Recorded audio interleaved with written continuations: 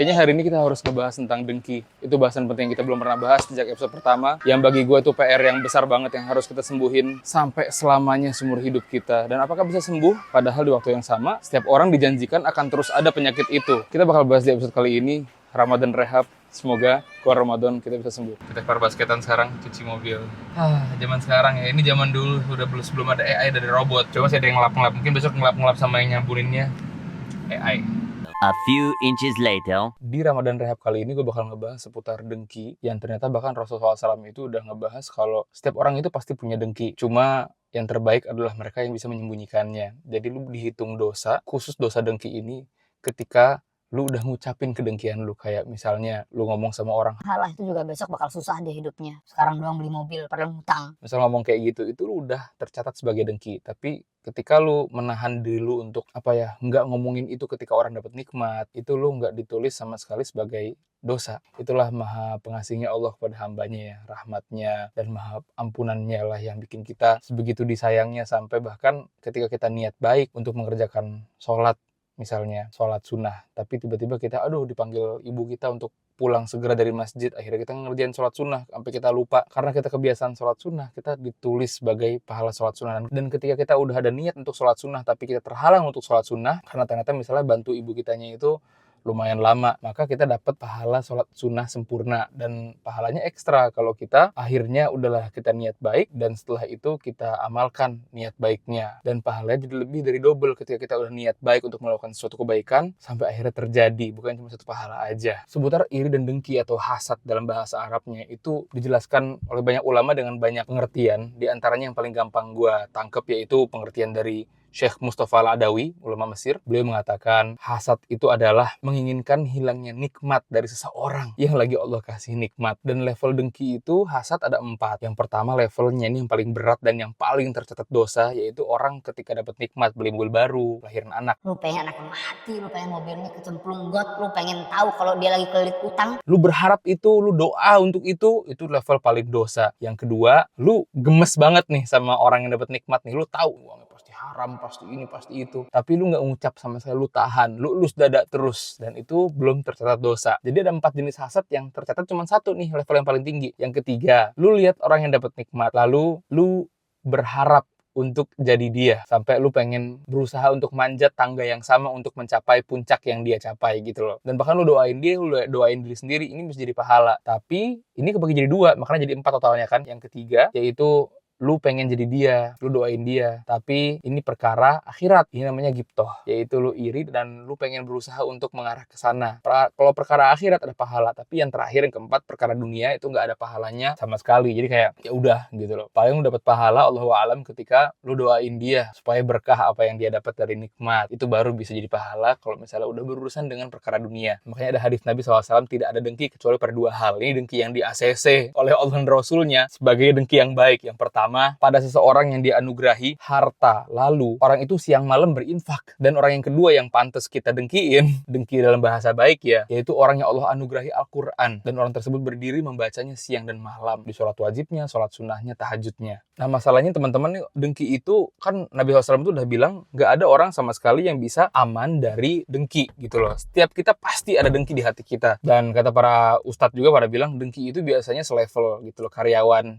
dengki sama karyawan lainnya. Karena kalau karyawan dengkinya sama pengusaha, dia pun nggak ngerti cara usaha dan dia pun juga nggak mau jadi pengusaha karena banyak ketidakpastian di situ. Pengusaha ngapain dengki sama karyawan? Dia tahu cara uang bekerja, uang dari mana, cara nyari uang kayak gimana, bukan cuma sekedar cara menerima uang. Tukang somai, dia ngapain dengki sama orang laundry gitu kan? Karena dia tahu cara uang bekerja di dunia somai, ya dia dengkinya sama penjual somai yang lain. Halah lu juga jual somai, pasti ada cuci uang dalamnya, pasti ada uang haram dari politik serangan fajar yang bikin lu kaya beli motor. Misalkan gitu. Dengki itu biasanya ada pada level yang sama atau di dunia kerja yang sama atau di perihal nikmat yang sama. Bahkan antara ahli Quran ke ahli Quran lainnya, khotib Jumat ke khotib Jumat lainnya. Ada yang sampai nauzubillah min zalik ya, masalah amplop, masalah jamaahnya banyakan siapa, itu bener-bener setan masuk banget ke situ. Sekarang cara-cara intinya untuk kita sembuh dari rasa dengki diri kita itu ada 3 yang paling basic, yang paling inti, yang bisa kita upayakan sampai kita berhasil setiap saatnya. Gue bilang kenapa berhasil setiap saatnya, karena dengki akan terus ada sampai kita mati. Itu akan terus ada di hati kita. Gimana supaya kita berhasil melawan dan menang melawan dengki kita sampai kita mati? Yang pertama, kita harus tahu kalau Allah itu sudah jadikan rezeki kita itu beda-beda takarannya, dan Allah yang maha mengerti dan maha adil menakar setiap hambanya. Dan setiap orang itu kita harus tahu ada ujiannya. Lu kalau ngomong sama orang kaya, pasti dia ada saatnya dia bilang, lu enak cuy, nggak kaya kayak gua banyak dijilat sama orang, gua banyak dimanfaatin orang politik segala macam lainnya. Orang miskin pun juga bilang, Lu enak kaya, gue kalau misalnya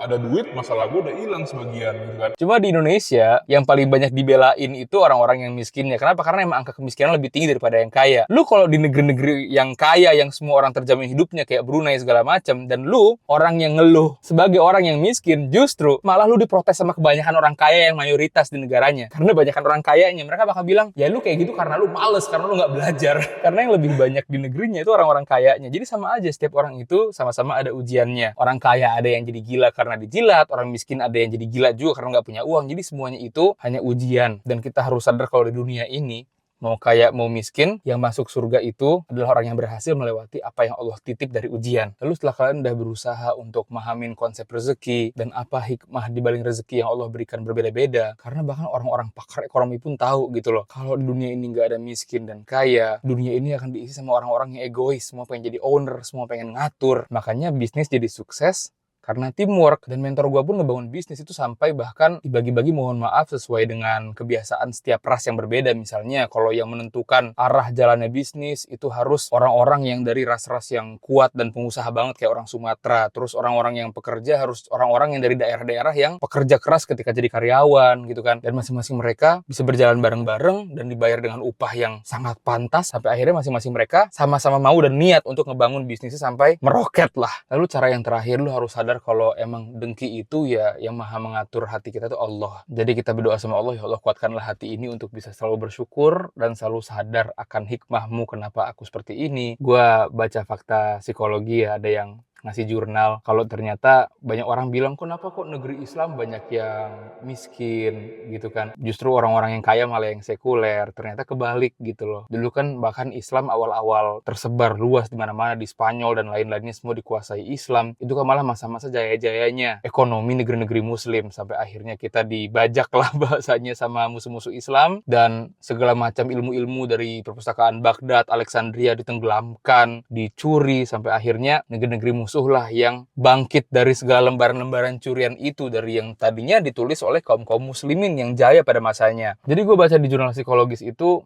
justru kebalik gitu. Bukan orang-orang yang dekat sama agama, dialah orang-orang yang nggak sukses. Karena kita negeri minyak, Arab Saudi, mereka kalau misalnya nggak pinter, ya minyaknya dipakai buat apa? Dikorupsi, di apa gitu kan. Sistemnya nggak bener. Kayak adalah negara mana lah gitu yang punya banyak kekayaan alam tapi gak bisa diurus sama sekali, gak amanah. Negara-negara minyak ini yang sukses, mereka pun juga agamanya pun juga on time sholatnya. Bahkan di setiap tempat main, taman itu ada sajadah yang bisa digulung dari dalam tanah supaya mereka bisa terus sholat dengan sajadah yang selalu wangi. Jadi gak ada hubungannya orang yang mengamalkan Islam itu dia justru jadi miskin. Tapi fakta psikologisnya, karena negeri-negeri ini miskin, dizolimin sama musuh-musuh Islam, dizolimin sama orang barat, negeri-negeri yang miskin dan susah ini, kemiskinan tersebut, kesulitan tersebut, justru itulah yang mengantarkan mereka kepada agama. Mau itu Kristen, mau itu Islam. Kenapa? Karena ketika di dunia ini mereka udah nggak ada harapan dengan kehidupan yang pasti. Nggak ada harapan untuk bisa bayar hutang. Nggak ada harapan lagi untuk bisa sukses dan berhasil dan beli rumah dan ngebayar utang keluarganya. Yang bisa bikin mereka ngerasa nyaman dan tenang lagi untuk bersender, yaitu ya agama. Menyajikan surga, menakut-nakuti kita dengan neraka, dan memberikan konsep pahala dan dosa. Yang pahala itu dikerjakan dengan kebaikan, yang kebaikan itu nggak butuh uang untuk dikerjainnya, yang kebaikan itu bisa mengantarkan kita pada rezeki juga. Makanya orang-orang di negeri-negeri yang sulit justru mereka malah dekat dengan agama.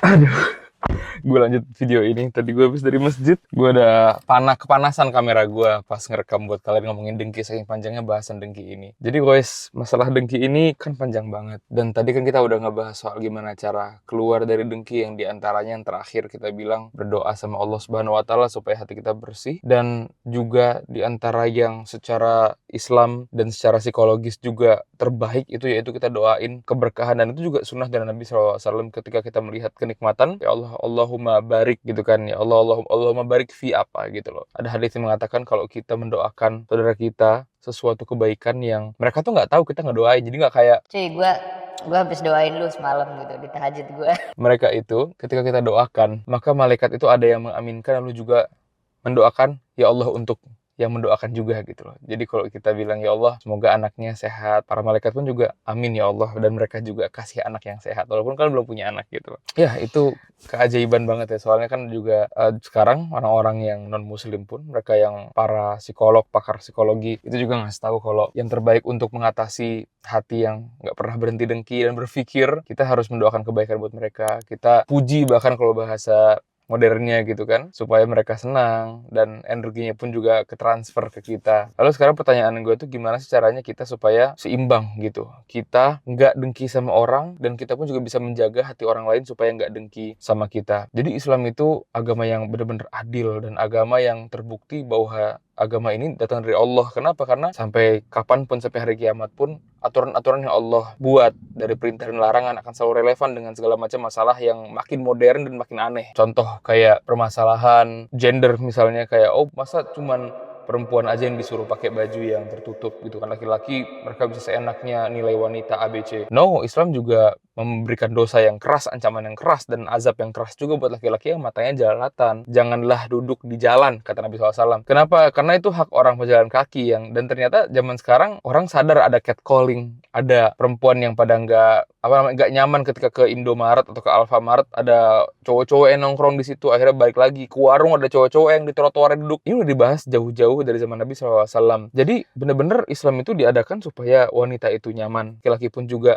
aman dan nyaman hidup dan tidak dia bisa dengan easy gitu loh. Jadi Islam itu seimbang gitu loh, nggak pernah buat cewek doang atau cowok doang. Selalu ujung-ujungnya ketika kita ngerasa kayak kok gini sih, misalnya ada sunnah, ada arahan pemimpin itu harus dari laki-laki, oh ternyata begitu ya cara kerja otak perempuan, laki-laki berbeda, bukan berarti perempuan itu nggak sempurna atau apa, tapi perempuan dijaga, perempuan harus diayomi gitu kan. Jadi ujung-ujungnya pas dicari-cari tahu dengan segala teknologi dan ilmu terbaru, nyambung gitu loh pada akhirnya. Dan masalah dengki ini juga seimbang. Islam itu seimbang mengajarkan kita, yang pertama gimana caranya supaya kita nggak dengki sama orang, dan kita pun juga harus menjaga diri kita dari membuat orang lain dengki. Ada orang-orang tuh yang seneng gitu ngundang dengki gitu kan. Makanya kan gue pernah bilang di episode sebelumnya, gue lupa episode berapa, mentalitas orang Indonesia itu sering banget kalau misalnya sukses atau apa itu pengen buru-buru beli barang untuk ngebuktiin musuh-musuhnya, orang-orang yang pernah ngebully dia, segala macam lainnya. Itu nggak bener gitu. Dendam itu akan merusak kita dari dalam. Gue udah pernah bilang di episode gue yang paling kuat, yang gue sampai nangis di situ. Gue bilang dendam itu merusak kita dari dalam, dan juga dendam itu nggak ada gunanya. Lu beli barang buat ngebuktiin dia, dan ujung-ujungnya ketika lu udah punya semua barang untuk ngebuktiin ke orang-orang yang pernah ngejatuhin lu, ngebuktiin mereka salah, pas lu udah di atas, mereka nggak peduli sama lu gitu loh. Makanya yang pertama adalah cara kita untuk menjaga orang lain supaya nggak dengki dari kita, dan supaya kita nggak dapat efek dari dengkinya. Karena kan di antara sebab penyakit ain itu juga karena orang lain dengki terhadap kita, dan dengkinya itu ter-ACC memberikan ain gitu loh. Jadi ain itu bukan sesuatu yang gampang terjadi gitu ya. Itu juga terjadi karena kehendak Allah gitu kan. Sebagaimana kayak orang naik pesawat ntar kecelakaan, ya kecelakaan pun terjadi harus karena kehendak Allah, gitu pula ain. Kayak gue pernah cerita di video gue yang paling viral di TikTok, di Ramadan gue cerita ke anak asrama gue bilang, oh cuy gue diundang di beberapa masjid nih, gue dibayar, gue dikasih motor untuk berangkat di pesantren. Dan itu sebuah pencapaian gitu buat kita yang nggak tahu cara uang bekerja, dan nggak tahu cara nyari uang kayak gimana, nggak tahu bisnis itu apa. Setelah gue cerita, ternyata nggak semua orang tuh seneng sama cerita gue ya. Ternyata pas gue udah pengen OTW, di cancel H-1 jam, minus 1 jam menuju acara gue ngimam taraweh Ramadan di kampung yang masjidnya besar. Itu gue ditelepon, dihubungi, Zahid ganti ya, saya tiba-tiba kepikiran kamu harus diganti sama orang lain. Wah, kok seenaknya orang ganti-ganti gue. Dan banyak banget rencana lainnya yang gue ucap akhirnya gak jadi. Gue ngajar di Masjid Agung, gue lupa kabupaten apa di Jawa Tengah. Ketika gue cerita, oh gue dibayar loh, gue ini loh. Habis gue ngajar hari pertama, hari kedua di cancel. Zahid, kamu jangan ngajar lagi, saya aja, kata kepala sekolah gue di pesantren pada saat itu. Gue langsung kayak,